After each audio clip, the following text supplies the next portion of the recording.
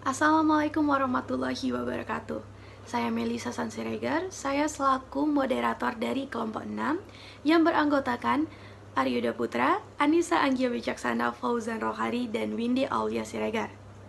Kelompok kami membahas seputar motivasi dalam komunikasi organisasi, yang nantinya dari masing-masing anggota kelompok akan menjelaskan satu persatu di presentasi kali ini. Dimulai dari saya sendiri, yaitu motivasi dalam komunikasi organisasi. Yang kita ketahui, dari semua isu dalam bidang komunikasi, manajemen, dan kepemimpinan, terdapat isu yang paling populer dari hal tersebut, yakni motivasi. Motivasi menyangkut alasan-alasan mengapa orang mencurahkan tenaga untuk melakukan suatu pekerjaan.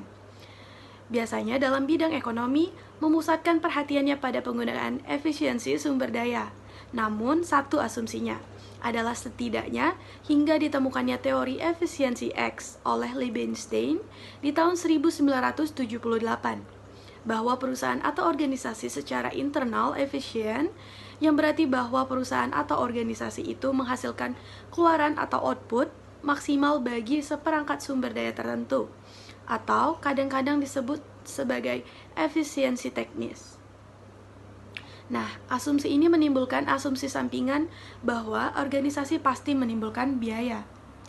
Dari kajian kepustakaan yang dilakukan France pada tahun 1988 mengenai efisiensi internal, ditemukan sebagian unsur yang termasuk ke dalam efisiensi X. Di antaranya adalah kajian produktivitas, B. alokasi sumber daya, dan C. faktor pendekatan manajemen. Ketiga unsur ini sangat berguna dalam organisasi. Dan selanjutnya akan dibacakan oleh teman saya Anissa Anggia Wicaksana. Yang pertama, adanya kebutuhan, yaitu segala sesuatu yang dibutuhkan manusia untuk mempertahankan kelangsungan hidupnya secara alamiah melalui pencapaian kesejahteraan. Yang kedua, adanya harapan, yaitu bentuk dasar dari kepercayaan akan sesuatu yang diinginkan dan akan didapatkan. Yang ketiga, yaitu kepuasan, yaitu sebagai perasaan puas, rasa senang, dan kelegaan seseorang dikarenakan mengkonsumsi suatu produk atau jasa telah mendapatkan pelayanannya. Kemudian yaitu pengembangan pribadi, meliputi segala kegiatan yang meningkatkan kesadaran dan identitas diri, mengembangkan bakat dan potensi. Kemudian adanya faktor motivasi dalam berorganisasi, faktor eksternal individu. Yang pertama yaitu adanya lingkungan. Lingkungan organisasi adalah elemen-elemen yang berada di luar organisasi tersebut. Teman saya selanjutnya akan dibacakan oleh teman saya, Windy Aulia.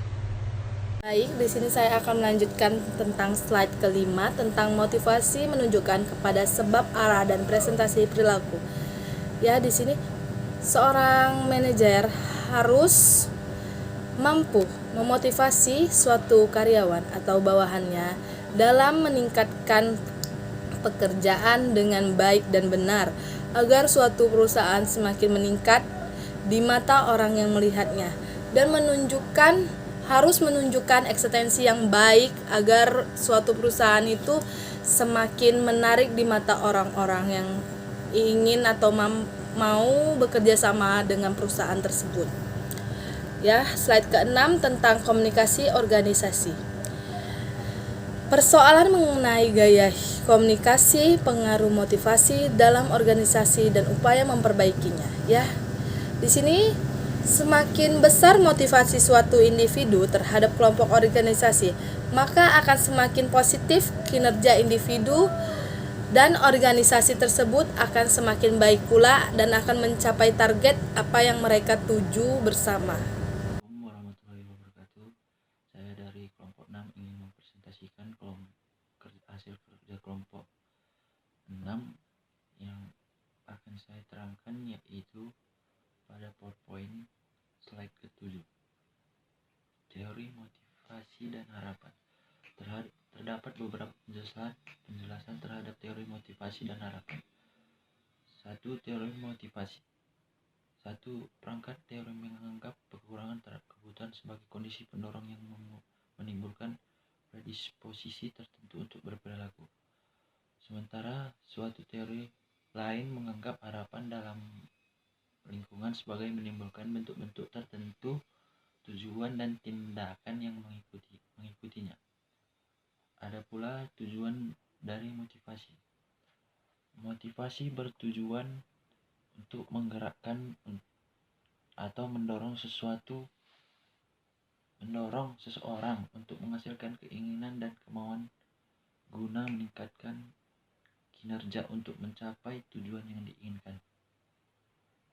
Dan terdapat juga macam-macam dari teori motivasi seperti intrinsic motivation. Motivasi intrinsik adalah sebuah keinginan seseorang untuk melakukan sesuatu yang disebabkan oleh serangkaian faktor motivasi yang muncul sendiri tanpa adanya pengaruh orang lain karena mereka ingin mencapai tujuan tertentu. 2. Extrinsic motivation. Extrinsic motivation merupakan sebuah keinginan seseorang untuk melakukan sesuatu yang disebabkan oleh serangkaian faktor pendorong yang berasal dari luar diri untuk mencapai tujuan yang bermanfaat bagi mereka. Yang kedua, teori harapan. Teori harapan ini menyarankan beberapa cara tertentu yang memungkinkan manajer dan organisasi mengenai urusan mereka untuk memperoleh motivasi maksimal dari pegawai. Dengan kata lain, motivasi dalam teori harapan adalah keputusan untuk mencurahkan usaha. Ada juga keterbatasan teori harapan, yaitu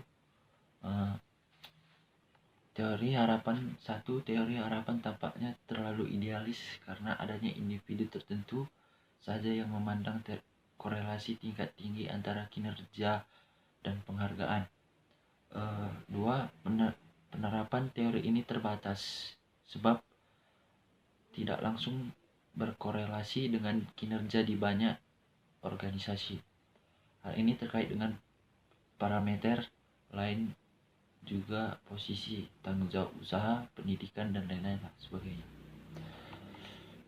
Terdapat juga beberapa yang termasuk ke dalam teori harapan ini, yaitu diantaranya adalah ekspektasi, yaitu keyakinan atau kepercayaan seseorang bahwa suatu usaha yang dilaksanakan untuk menghasilkan pekerjaan yang maksimal, effort atau usaha, performance atau kinerja.